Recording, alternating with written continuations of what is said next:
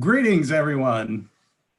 Welcome to this YouTube live event as we feature our implementation of Python on the TI-Nspire CX II family of graphing calculators and corresponding PC and Mac software applications. My name is Steve DeBoge.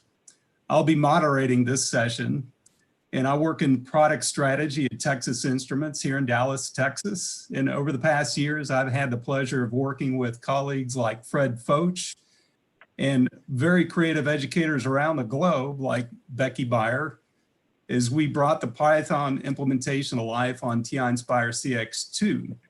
So Fred Foch is a former educator with over 30 years of classroom experience teaching science, mathematics, STEM topics at the high school and the college level in Missouri. He joined us here at Texas Instruments in Dallas a number of years ago to develop and deploy STEM solutions like you're about to see. Fred, is, as always, it's exciting to have you present and share these updates that you were instrumental in bringing to life. Thanks, Steve. You bet. And Becky joins us from Kelly Walsh High School in Casper, Wyoming, where she's been teaching computer science and mathematics courses for many years. We're thrilled to have Becky join us and share her experiences in helping students learn to code and apply what they know in many different contexts. Becky, welcome. You bring a wealth of experience and knowledge, and we look forward to your insights. Thanks, Steve. And welcome to all our guests. So I anticipate we have educators dialing in from many different backgrounds and many different locations around North America and around the globe. I anticipate we have students and parents and coding enthusiasts joining us as well. We look forward to introducing you to this latest update of our TI-Nspire CX II platform, and I believe you're going to enjoy what you see. I anticipate many of you are in some way familiar with Python, the programming language. As you may know, it's the most popular text-based programming language today. If you were to do a search on top programming languages, for example, you'll see that it's perched on top of virtually every list you might find online. It is used by professionals in virtually every industry and used extensively throughout education as students progress through their academic careers. Introducing students to Python early will expose them to very valuable 21st century skills, giving them a head start as they benefit throughout their school and professional careers. In addition to Python being a powerful coding language, one of the reasons it's become popular is because of its ease of use. It is a very readable coding language, and it very nicely lends itself to students who are new to coding. With graphing calculators commonly used in mathematics, statistics, and science classes, we hope that educators like you in these subjects will see opportunities and benefits in introducing students to Python in context of your courses. And knowing that most students already carry a graphing calculator in their backpack for math and science courses, we anticipate that this implementation will offer not only the convenience of coding virtually anywhere, but also a smooth on-ramp and an engaging coding experience for students in introductory computer science classes, STEM initiatives, after-school clubs, and coding camps. So I'm sure that many of you are wondering, well, how in the world can you code on a calculator in Python? How can you type all those characters without a QWERTY keyboard? Well, as we progress through this overview, you'll see that this implementation is really like no other. It's been optimized for use by students who are new to coding. It gives them familiar menu structures, define and apply functions, diminish the need for hand typing and avoid common errors. You'll see the implementation of helpful hints, inline prompts, color font, and other indicators to guide students as they get started. So in addition to this, you'll see a broad array of Python modules that greatly extend the range of creativity and learning. It's worth noting that these modules are pre-installed. This eliminates the complicated steps you might have otherwise experienced with Python on computers when you want to install a module.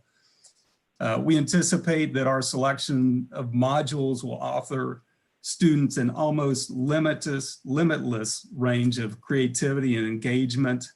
Many of these modules enable communication with external devices connected with a USB cable, like the TI Innovator Hub, the TI Innovator Rover, and the TI RGB Array.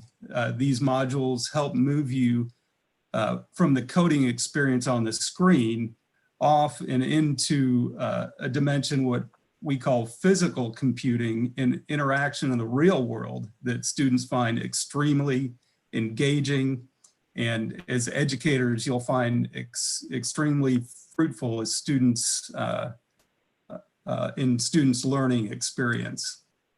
So, so let's get started.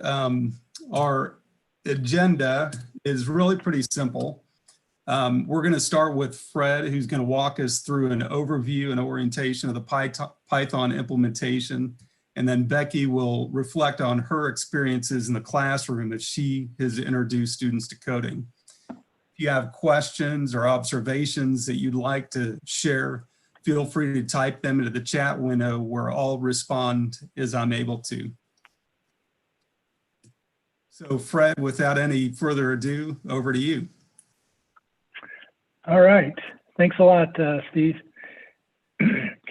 Holy smokes, did you see all the people from around the world? We've got people from Finland and Canada and Peru and Venezuela and Mexico. Golly, it's great. So pretty exciting stuff.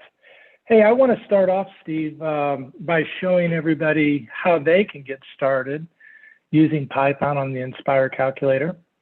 I'm at education.ti.com/Python. And I think, Steve, you showed that URL earlier, and we'll be able to see that again. But this is a good place where you can begin your journey of Python on the Nspire. And there's kind of a nice little overview, but what I think is really neat is down here at the bottom, there are these easy programming activities. And when I click on that, you'll see that there is a choice between our traditional TI Basic, which is still in the calculator. You can still use that along with Lua as an authoring tool, but we're proud to add Python because it's such a popular language, as you mentioned, Steve. If I click on Python programming, you'll see this series of activities called 10 minutes of code. These are designed to be kind of little icebreakers at the beginning of class. If you wanted to try to introduce your students to Python coding in, say, a math class or a science class, and you didn't want to use the entire period to do that, you could use maybe 10 minutes, maybe on just a Friday, and get started with some of the different topics. Today, I'm going to do one of these. I'm going to do something from Unit 4. Which simulates rolling 2 die, and then we'll do a little analysis on that and kind of show some of the interoperability between the Nspire applications and also the Nspire Python, the new Python editor. So check it out, 10 minutes of code. There's a lot of other good resources on here for math and science and STEM. There's a lot of activities at TI STEM projects, so check that out. But without any further ado, let's check out Python. So Steve, I'm on a desktop version of Nspire, and I know Becky, you use this in your classroom also quite a bit. And I'm eager to hear Becky's take on using Python on the calculator in her class, and she's going to share that with us in just a little bit. But just to let you know, I'm using this desktop version, and this works great if you have like a smart board or a projector type of scenario in your classroom where you can show this up on the wall. And if you do, in fact, if you're lucky enough to have a smart board or some such thing, in your classroom, you can actually use this like a giant calculator on the wall. It works just like it. So I'm going to try to model for you using the calculator. Now, everything that we do can be done also with the QWERTY keypad on the computer. But I'm going to try to use the keypad on the calculator to kind of show you what the experience is like there. Because as Steve mentioned, you know, you look at a calculator and you're like, well, try to program on a calculator. How's that work? Well, hopefully I'd like to show you that, and you'll be able to understand a little better of how all that happens. So I'll get started by pressing this right in the center here, and I come up to a list of all these applications that are part of the Nspire graphing calculator. So there's a lot to this calculator. Obviously, you can add a page. Think of this like a PowerPoint where you have several pages that you can add to a document, and each one of those pages can do something different. And so you can add a calculator, or you can also do graphs for looking and analyzing graphs. You can do interactive geometry. You can do kind of a list and spreadsheet, so you can do like data science type activities, just like you maybe would with Excel. There's a really great statistics package, which we're going to take a look at today. There's a little kind of word processor type of thing. There's data collection. And of course, here's our traditional TI basic editor. But what we're really interested in today is the Python editor. So I'm going to choose this, and I'm going to pause for a moment here and show you that at the Python application, there are actually a couple choices that you have. The first is new program, and this will take you into the editor. But the Python scripts are actually executed in a space called the shell. Some people may know it as the console, but we're going to be working with the editor first, and then we'll see the shell later. But if one wanted to enter into the Python environment straight into the shell, you have the choice to do that. So I'm going to choose new. I'm going to be doing something from Unit 4. So I'm going to go ahead and just type in a name here, Unit 4. And this is Unit 4 from the 10 minutes of code. And one of the things that's kind of right off the bat, we see something that is unique to our platform that's kind of helpful to get started with a Python program. And imports, of course, are always an important thing in Python, and sometimes they can be something that gets in the way for first-time users. Everything that we're doing is trying to make it easy for the first-time user. So I'm going to click on this menu, and I'm going to go to Random Simulations.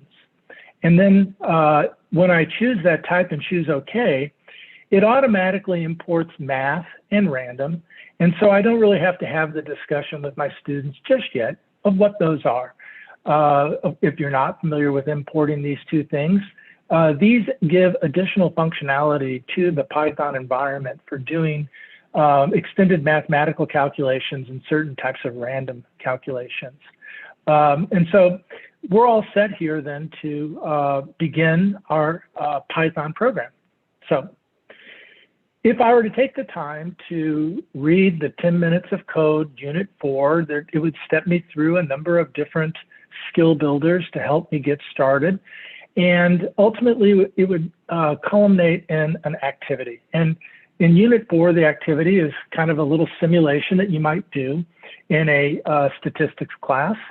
And it would be just concerning the sum of two die and how that whole thing unfolds statistically. And so in Python, it's a really nice way to, yes?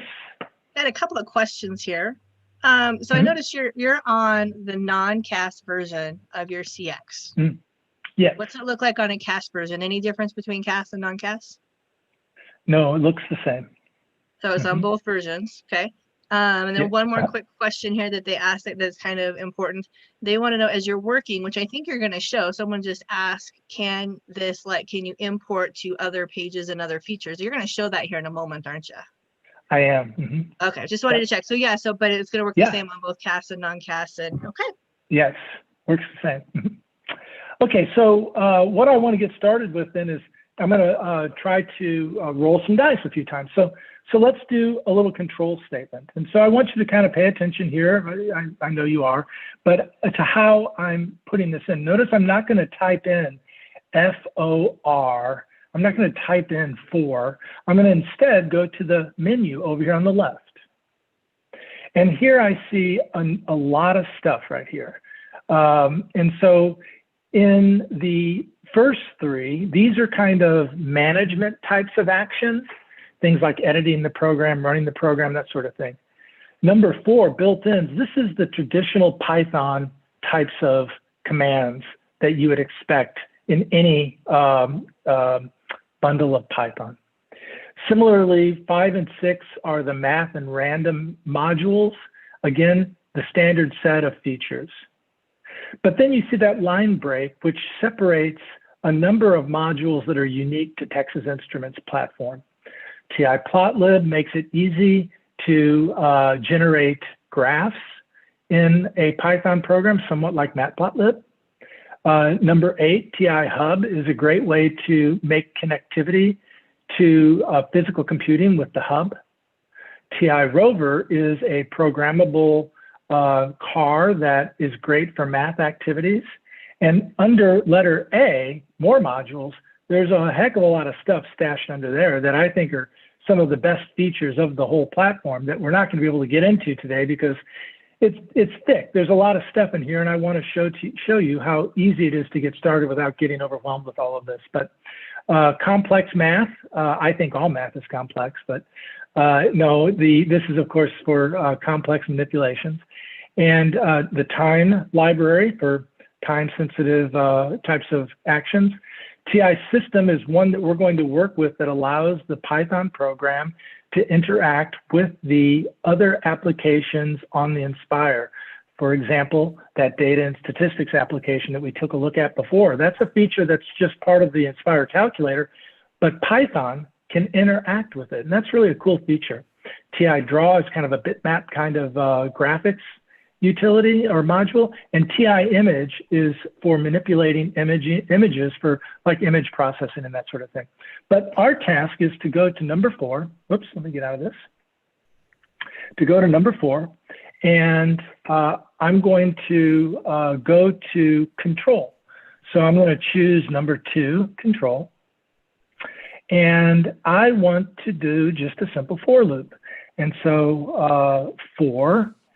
Now, I want to call your attention to this view right here. There's a lot going on.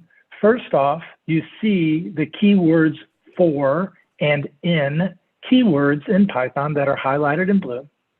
And you'll also see in gray prompts.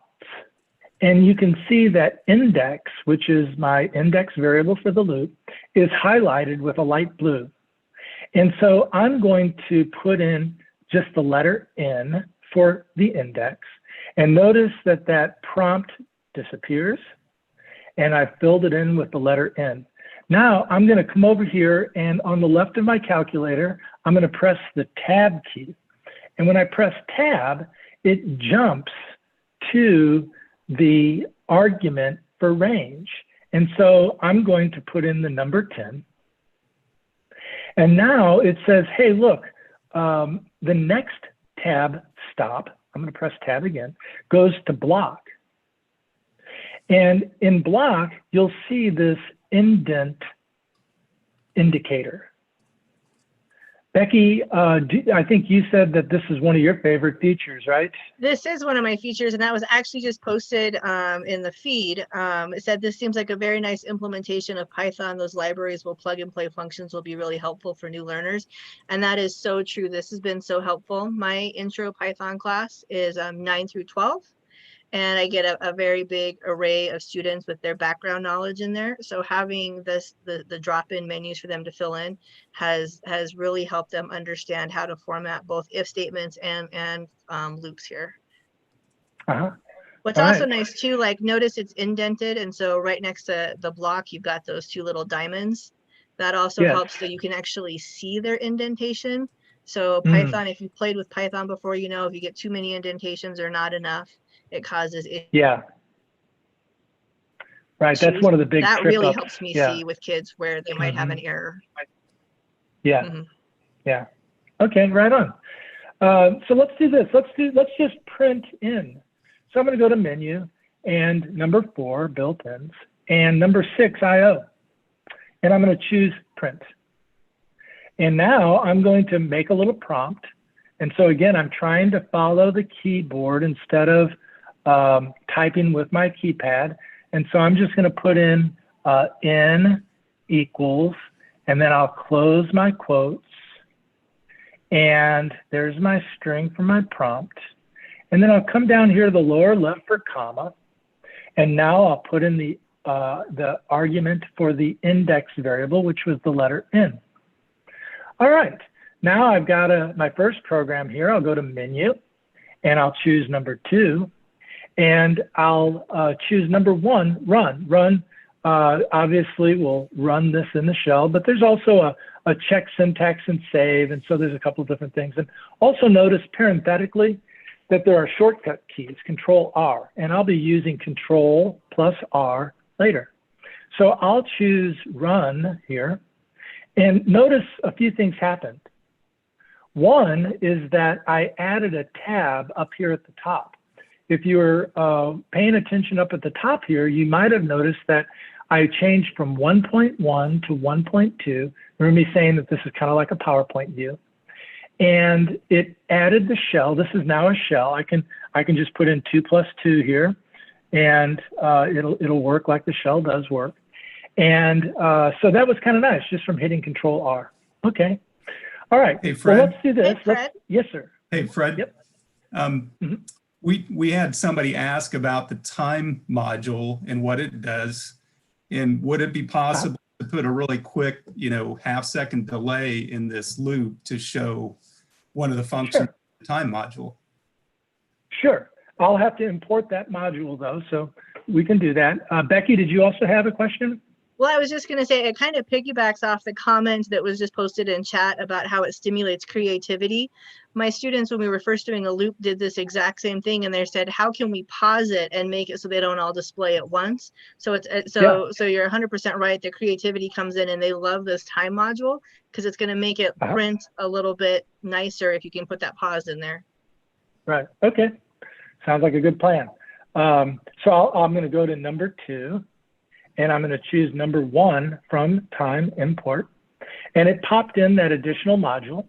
And I need that to get the functionality that's in the time module. Notice how when I return back down here to my for loop, it did that automatic indenting. And so I'm in the correct position to put this delay inside of the for module of the for loop. So I'm going to I'll go to letter A, more modules. Number 2, time, and sleep is probably the easiest one to use here. And my units are seconds. And do you see how the prompt gives you a little bit of a hint as to what the unit is? So I'll just put in 1 second here. And now I'm going to use that Control R key to help me get started a little bit quicker. So I'll run this, and sure enough now, we're kind of slowing down, slow as molasses there. And now I've got my sleep and my time module going. All right, so I'm going to return back a page by hitting Control and my clicker pad to the left. And I am going to comment out that sleep, just because as we start to do 1,000 rolls of the die, it would take the bulk of our time to do this much more. So notice that I'm outside of my indentation. So if I press my tab key, it brings me back. And it also gives me those 2 diamonds, which is a nice little helper there. Okay. Actually, I want to go up here, and I'm going to define 2 variables now. Well, actually, no. Actually, what I was going to do here is I was going to make a variable for range. So let's do this. Let's put in the variable terms, TERMS. So did you see me using my keypad over there? And I'm going to put in 10 here. And now I'll come down to my range, and I can see that in Python, I can use variables in Nspire just like I would on any implementation of Python. So now my loop variable is, my range variable is terms, it's 10. So if I run this, there it goes. Okay, nice. So I'll go Fred, back. When you commented out, there's a couple of different ways to comment out. How did you comment out? Oh, okay, that's a really good question. And so you can comment a couple different ways. One way is that you can go to, number 3, edit, and you can choose it from the menu, comment, uncomment. But it also toggles off and on with a Control-T. So thanks for calling me on that. I'm used to using some of these shortcuts, which you start to do once you get used to them, just like a computer. And so I did Control-T there. And so down here, you can see if I press Control-T, it uncomments, and Control-T, it comments. And so it just toggles it back and forth. So that's kind of cool. So there was a question that was posted that said, could we, if we wanted to, display seconds and minutes and hours? And I'm just processing here. Couldn't we use a little bit of we could count up and use a mod feature and convert from minutes to seconds? And so, yes, you could completely have your kids do a countdown timer with just a simple loop and have it do an accumulation, which is not your dice roll here, but they could accumulate it and then change it to minutes and seconds. So, yep, okay. Yep. In addition, there is access to a real-time clock, which might have been what they were interested in as well. So time has a lot of features. Okay, so let's do this. Let's define our 2 dice. So I'll go ahead and define 1. And I am going to use my random module to calculate or to randomly roll a die. So I'll press my equals, and now I'm going to use that random module number 6. And a die can only have one of the face values, of which there are 6 on the cube. So it's an integer. And so I'll choose number 4, rand int. So I'll choose number 4. And while I'm looking at this menu right here, notice that it gives me prompts for what the arguments will be for random int, the min and the max. So I'm going to do 4. The smallest face value is 1. Press tab to go to the next. And I'm going to choose 6, the greatest random value. And one of the things that's kind of nice, you can use cut and paste. So I can use Control-C and Control-V to just cut and paste that. So cut and paste works here. And I'm just going to change this 1 to 2. So now I have 2 die that are independently rolled as the loop progresses. And I want to look at the sum of these because that's kind of interesting to think through the sum of 2 die. We all know that there are few ways to get the sum 2 and the sum 12, and there are more ways to get the sum of 6, 7, and 8. 7 being the most frequent, since I can do 1 and 6, or 2 and 5, or 3 and 4. There's a lot of ways of getting it. So we would expect to get a 7 often. So I'm going to go ahead and type in sum, S-U-M, and I'm going to set that equal to die 1 plus die 2. So I'm going to go ahead and do DIE1 plus DIE2. All right, nice.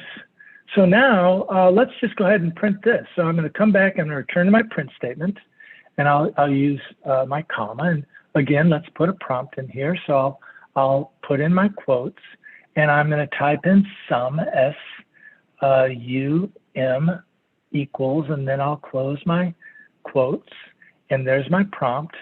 And I'll put a comma in here, and now I'll put my variable that actually contains the sum that I just calculated right here. And so maybe I'll uncomment this again so we can see it, but maybe I won't make it quite as long. So maybe I'll make it 1/3 of a second, something like that.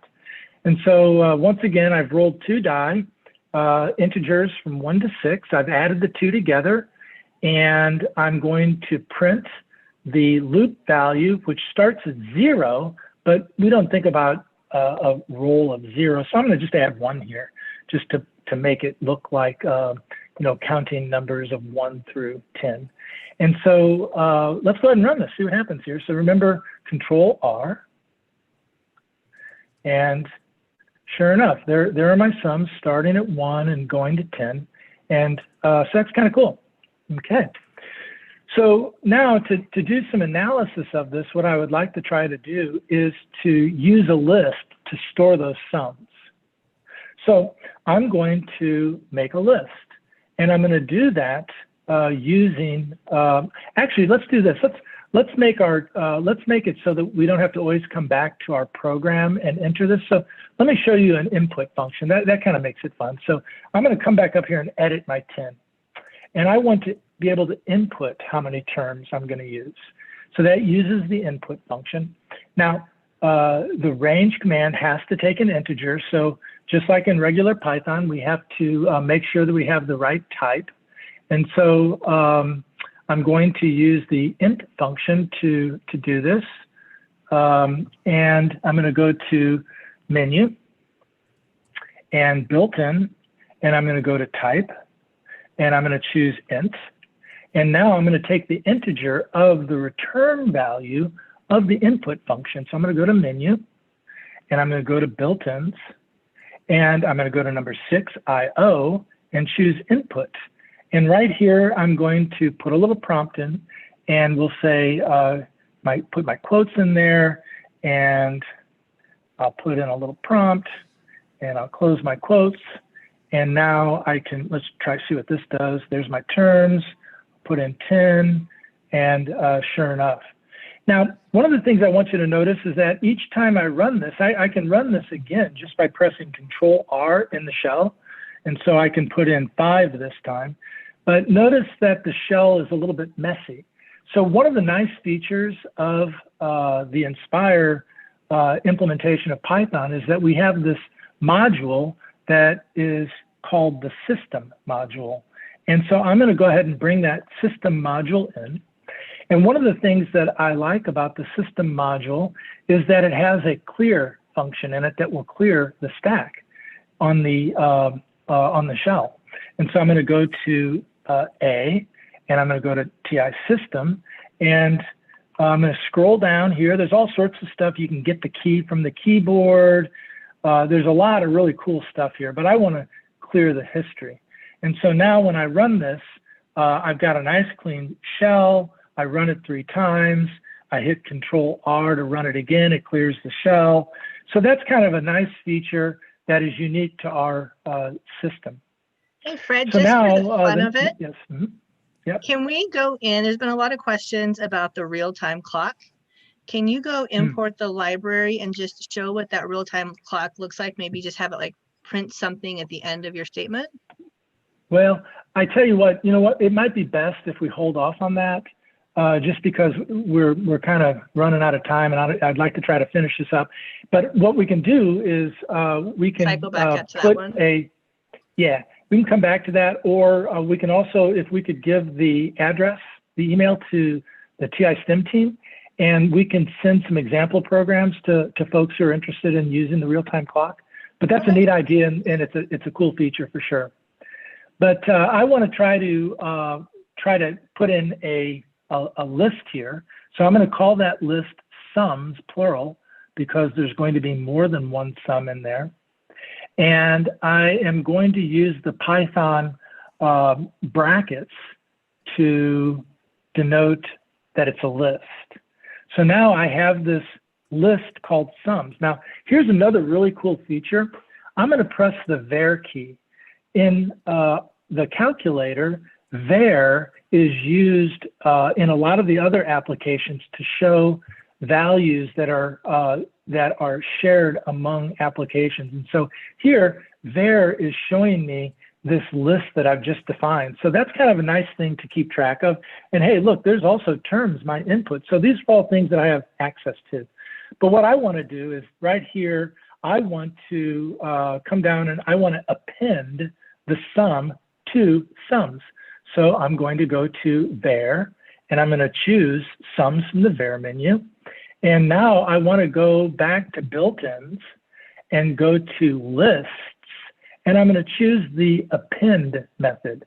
You can see that there's a full feature of list operations, and I'm going to choose the method 6 to append this. And I want to append sum is what I want to append. And so I'm going to take out my print statement. I'm also going to take out the sleep because I want to run this and I want to do a lot of terms. So there's a lot of terms. Again, if I go to my var key and I hit sums, hey, looky there. There are all the sums of 100 roles. So that's kind of cool. Now, what would really be neat though is if we could bring this into the operating system to share it with another application to do some analysis. And that's what I want to show you here. So that, that ability to share with other applications comes in the TI system module, which I've imported. So I should be good to go to use it right here. So what I'm going to do then is I'm going to go to menu, letter A for more modules, number 3 for TI system. And now here you can see this is where we do some of the interaction with the operating system. And by operating system, I mean the other applications in Nspire. I can recall values from the operating system. So if there's something that I do out there in, let's say, a list and spreadsheet, like an Excel spreadsheet, I can bring that into Python. Or if I want to do some massaging of data for, you know, a kind of a data science type activity, I can recall values. But what I'm interested in here is storing a list. I want to store this list that I called sums. And notice that there was a little tooltip that popped up there that said, this is the name that you're going to see in the applications. So to do that, I'm going to go ahead and go back to my var key, and it's sums that I'm going to use. I'm going to press the tab. And now what's the Python list? Well, I might as well just use the same name. There's no reason to give it a different name because these are independent systems. So there won't be like any sort of namespace collision here. So sums is the name of the list, and that's what we're going to see when we run this. So again, Control R, and let's do 100 terms. All right. Now the question is where are those terms in the applications? Well, I'm going to go back to the main menu here, and you can see all the different applications down at the bottom.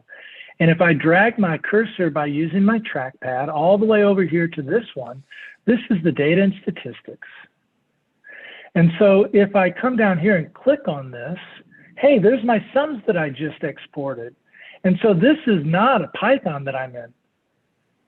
This is not Python. This is an application in the Nspire collection of applications. And so I'm going to choose sums. And I'm interested in looking at this as a histogram. So I'm going to choose number 3, histogram.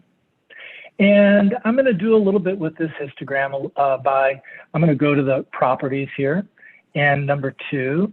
And one of the things I want to do is I want to take a look at the scale of this. I'm going to choose 1, and I want to look at this as a percentage of the total. So instead of total number of roles, the frequency, I want to look at it as a percentage of all the roles, my 100 roles. So there, that kind of took care of that, and I see percents here. And again, this is a statistics application in Nspire. So again, I'm going to go back to plot properties and number 2, and I'm going to go down to bin settings here, and I want to choose an alignment that's on the half mark because, I don't know, for me, it just looks a little better to see the bar right over the 7. So looky there, that's indeed, it looks like 7 is the most frequent. Is that what we would expect though? Well, if I go to number 4, I can go down here to show the normal probability density function. If I do that, I can choose number 9, and I can see that it looks like the average roll is about 7.18, and I've got some variability here. Well, let's run this again and see how this changes. So I'm going to go back by pressing Control, click to the left. I did 100 terms that time. Let's go back, and this time I'm going to run it again. And this time let's do 500 terms. And now if I click forward, there it is. And so you can see it's smoothed out a little bit. Now, you know what would really be cool if there's a way to see the shell along with this application so that I could really interact with this. I could do a lot of what ifs in a statistics class if I could do that. Well, I can do that by going to the document and go to page layout number 5. And what I can do is I can select the layout, and I want to split this top and bottom. And down here, I'm going to click on this. And remember me telling you that you can add a shell, and I'm just going to add a shell. All right, and I can kind of resize this a little bit. And I'm going to go back a page, and I want to get rid of this one. And so again, I'm going to go to number 5, and I'm going to delete this page, number 6. And here's my program now. I'm going to run this. And look, there's my terms. It's all in one view. Well, let's try 1,000. Gee whiz, that's a lot of rolling. And check it out. My average, my mean here is closer to 7 as I would expect. Well, I'm going to just press Control R again. And this time, let's try 10,000 for Pete's sake. And you can see, took a little time, but it starts to really show that I get a nice distribution here. I can even kind of rescale this to make it look like I might expect a normal distribution to look. So, all right. So this kind of concludes what I wanted to show you. In summary, we kind of looked at a bunch of different things. We looked at some of the modules that were in the editor. We also looked at what we call inline prompts. Those are the little prompts that you can tab to and fill in. We saw things called tooltips, which were little helpers to help you decide what the values for parameters are. So there's a lot of interesting features here, but I don't want to take up too much time. I want to hand this over to Becky and have her tell you a little bit about her experiences in the classroom with this. So I am going to try to stop sharing. And there we go. So Becky, is this your screen we're looking at here? I believe so, Fred. So all right. Just to go off his stat thing he did the other day, I'm still face-to-face with my kids, but the website I was planning to use went down. So right in the middle of a statistics class when we can't roll dice and the website I was going to use to roll dice to do a simulation went down, we actually did a similar Python experiment with my kids right there in class. And for the majority of my statistics kids, none of them have taken my programming class. It was very quick, maybe 5 minutes for them to program what I needed them to program. And then we were off and running and generating data. So it was definitely a lifesaver there for me the other day. So you use Python like just in your math class? So yeah, so I teach statistics and computer programming. And so quite often for statistics, if I can't find something to simulate what I want, I've written it in the past. But I think Python has opened up a whole new realm for me. I mean, it was really quick and slick to have my kids write what they needed to write to generate just some simple rolling of some dice. And we needed to count up how many times they ended up with a 1 or a 2 out of 6. And so it was just a quick loop with an if statement. And it was really pretty easy because they were just using the menus. You know, in the past, when my kids were trying to type in every single thing on a handheld calculator, they might type it wrong, or if they're typing on the computer, they're going to type it wrong. But since everything's menu driven, it was really quick and slick, even for my newbie kids to write what we needed. So, cool. All right.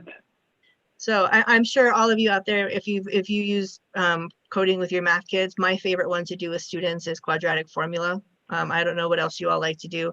I like to find slope between 2 points. There's a lot of nice, easy if statements that you can get kids interactive in your classroom. So when I taught Algebra 2, we'd always write the quadratic formula so that then they could use it to go check their homework.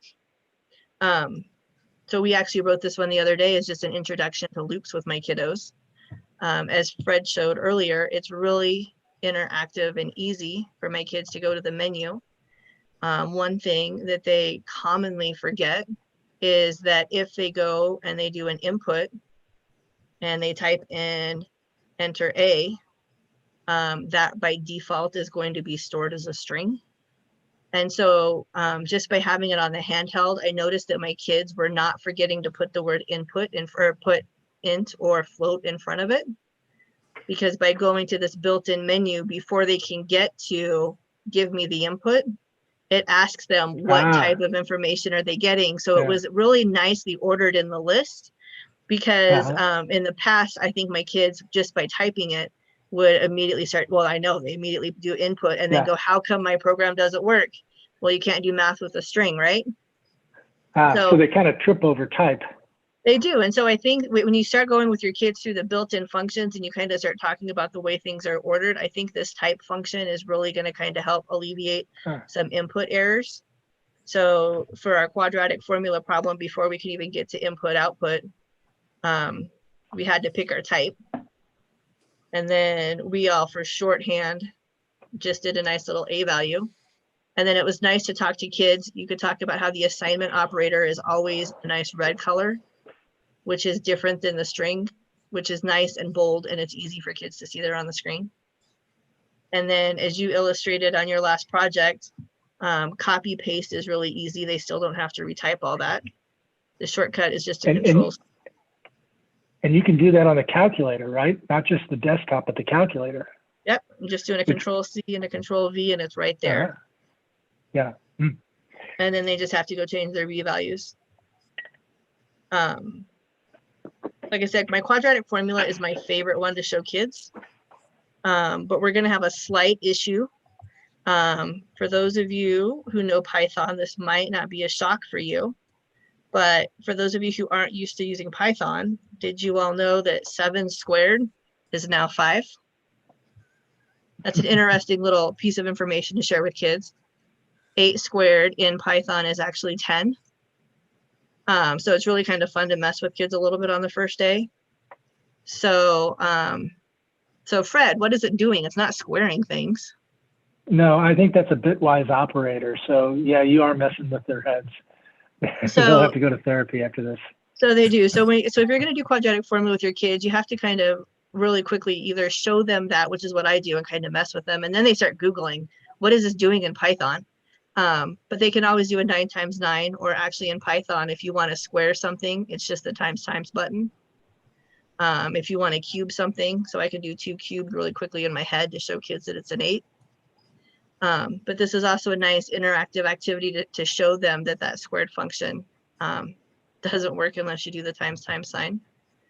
So from here, we're going to ask them just to decide how many roots are there. Is there 1 root? Is there 2 roots? Or are there 2 imaginary roots? So really easy from the drop-down menu. Again, they're built in for kids. And so this whole option of control is nicely laid out. Do I just have an if? Do I have 2 options? Do I have 3 options? So if you just want to know, are they real or are they imaginary, the kids could just do an if else. But this has really helped my freshmen who kind of sometimes need a little bit more scaffolding, or even sometimes my juniors and seniors need a little bit more scaffolding. So this nice little Boolean expression is meant to be typed over. I like that the colon is at the end. For those of you who are new to Python, I always forget to put the colon at the end. And so I'll be demoing it to kids. I'm like, oh, why isn't this working? I'm like, Bayer, because you forgot the colons. So it's a nice piece where they won't forget that. So now you can just say if b squared minus 4ac is greater than 0. And I cheated. I typed that in to get the greater than symbol. It is just a control equals off to the left-hand side. And it was kind of shocking when we clicked over here that notice they're all built in. So you don't even have to go try to find where's the exclamation equals button at. By the way, exclamation is down by the G. So if your kids want to get the exclamation and the equals, they can, but it's all built right in there. So then what do I want to do? well, I just told the kids we were going to print how many roots there are. We weren't going to find them yet. So I'm just going to go to built-ins, back to my display, and just have them print 2 real roots. And then just like on a computer, if they arrow up to the top, there is a shift button. That's how Fred and I have been copying and pasting. So if you hold the shift button down and arrow over, now I can copy that. So do a little Control-C. Well, some of my kids didn't know that that was a thing that you could even do on you know, like on a typical document on your computer. So some kids are like, oh, does that work? And they're actually using that feature in different places. So I think it's kind of even just a nice, valuable life skill there for them. Whoops, I copied the wrong thing. Oh, well, if I copied the wrong thing on any other document, again, ask your kids, what's the shortcut to undo? So Control-Z will undo on my calculator. So, I mean, it's really intuitive. My freshmen have kind of like, it blends with some skills they already know. So now I can do a nice little Control-C. I must have not copied it the last time. And Control-V, and there we go. And I'll just change it to my equal sign. And then we'll just copy this guy. So do a nice little Control-C again. Go down to the block highlights. Sometimes my kids click off the block and they'll do a Control-V. But notice even though it wasn't highlighted, it covers it in, so it's a nice safeguard. So then I can put 1 real root. And then do my little paste. And I have my 0 roots. And then it's nice to go back and talk to the kids. Why are the things different colors? Somebody mentioned in the feed earlier that the colors are great. I think they're 100% right with the colors. You can talk, why are some of them blue? You know, what's the difference between a blue if and the black B? And talk about, you know, like reserved words versus what variables look like or what literals look like. So that's been kind of nice. So then if we just run it, like Fred was doing with like, oops, not a Control-K, a Control-Run, I have a syntax error. Okay, well, at least it brings me back to where my syntax error is. Not seeing a syntax error. Equality, you want to oh, thank you. I do that in class too. Yes, well, you're a TI basic transition, yes. I am. So if you go back to this Control equals, I think it's even an option right here for us to get the equals. So in Python, you do have to test equality. Oops. I'm just going to add stuff in all over. So a nice equals to test equality. Good catch there, Fred. So now if I run it, I don't know, a 1 and a 10 and a 25, I think is my nice double root that I like to try all the time. And there's 1 real double root. You could rerun it like Fred's been doing with his projects and now try a 5 and a -2 and a -35. But a lot of my kids intuitively say, I don't want to have to run it over and over and over again. So I say, okay, intuitively, if you don't want to run it over and over again, how do you think we're going to get it to repeat that option? Go to the menus. So, and then I just turn them loose. I say, go to the built-ins and look for something that looks like it's going to let you repeat it. So I didn't actually teach them the code for it. They just kind of went through and just started going, well, it's not a function. Nothing in there looks like repeat. But now inside the control, some of my kids have got some programming experience. They're like, well, a for or a while will do it. So now I could just do a for I, and let's make it happen twice. And then notice it's expecting the block, but just like on my computer, I can come add 2 spaces and teach my kids how to indent underneath a loop, like so, and make it happen more than once. So what's really been nice with my kids, we've only been using it for about a week, I think it's been out. The templates have been great to help scaffold that in for my kids. No Wi-Fi. Wi-Fi went down today. The kids walked in and one kid goes, great, we don't have to code. The other kid goes, dude, we're on calculators. It's not on the Wi-Fi. So that was useful. Say, Becky? Yep. Becky? So you're saying that one of the benefits is that not being on Wi-Fi makes it easier to code on the calculator? Mm-hmm. It does. Think Yeah. about even being at home if you're trying to do your homework, or if you're learning online from at home and your internet goes down, or we had snow here a couple of weeks ago and power went out. Yeah. You can still code without having any sort of Wi-Fi or IT help. You don't have to have anybody install anything once it's installed on your calculator. Yeah, and it's pretty easy for those kids to take that calculator home in their backpack too. They don't have to worry about checking out a computer if they don't have one-to-one and that sort of thing. So no, it was quick. And then they just took either with their cell phones or their whatever technology they had, they just took pictures of their code on their screen, and then they just either showed it to me the next day or they emailed me their code and they were good to go. That's really cool. Well, listen, Becky, we need to probably hand this over to Steve so he can wrap it up. So I appreciate, that's really cool, the way that you've programmed that and showed us. I know that those indents really help out a lot in class, I think you said. So thanks a lot. So let's turn this back over to Steve. Sure. I think we've got about 4 minutes left. There are 1 or 2 questions in the chat that have emerged that maybe we can answer really quick, and then I'll wrap up. There's one here from, I think it's Peter, about, where'd the chat go? There it is. About the guidebook and whether all of the functions that we define in our modules are in that guidebook. And I think the answer is yes to that. So I strongly recommend having a look at the guidebook. I think we put a link to that in the chat window, and it'll be a wealth of information there. And then let me share some other resources that you might find useful and available that are out there. So first of all, if you have TI-Nspire CX II handhelds or software already, I encourage you to go out to the website and update now. It's available and ready to go. So just go to education.ti.com, go to downloads, go to TI-Nspire CX updates, and you'll find a path to update.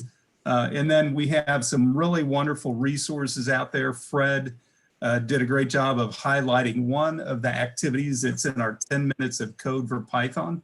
So go out to the website there and visit that. We have a webinar, another webinar like this coming up on October 6th. So if you go out to the education.ti.com, go to professional development, and then click on webinars, and you'll find your way to the live webinars. And John Hanna and Steve Phelps, a couple T-Cubed instructors, are giving a session on October 6th that I think will be very engaging. They're expert programmers. Steve excels in statistics, and I think you'll find some really engaging topics in that. I also invite you to check out some of our other resources like the STEM projects in TI codes and Science Olympiad support. Currently, these are designed and implemented with TI Basic programming language, but over time, we'll be converting these over to apply the use of Python in those implementations. And then I mentioned the guidebook, and we post a link to that. Also, when you download the operating system or the software and open it up, we have a Getting Started with Python file that you can open up on the calculator or in the software, and it'll show you some simple programs and give you a little guidance there. And then if you have a chance, and I might post this link into the chat window, there's a really nice interview that one of our colleagues did with the creator of Python, Guido van Rossum, and he gives a nice overview of Python and his perspectives. It's really something. Let me see if I can get to that and copy that link and paste it into the chat window once I find that again. So let me get this back here.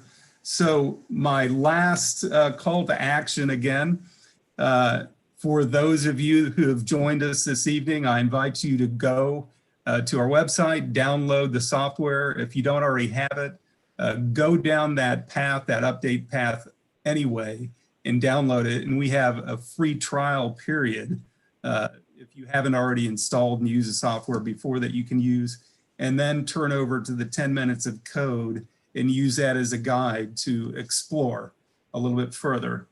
So I really hope that you have enjoyed your time with us here tonight. I'm trying to paste in this link here. Didn't go. And unless there are any other questions or time, we will sign off. Steve, real quickly, there was a chat question that I think is good to answer. Is this available on the Inspire CX Python? Is Python available on the CX? It is not available on the Inspire CX, only on the TI-Nspire CX II. Okay. All right. Okay. Well, I think that's a good summary, good wrap up. And I just posted that link to the Guido article out there. Well, thank you, everybody, and enjoy. Please download and try it out. I think you'll really enjoy what you see. Yep. So from and Dallas, education.ti.com. yes, /Python. /Python. That's right. All right. Okay. Signing off from Dallas. Thanks, everybody. Bye.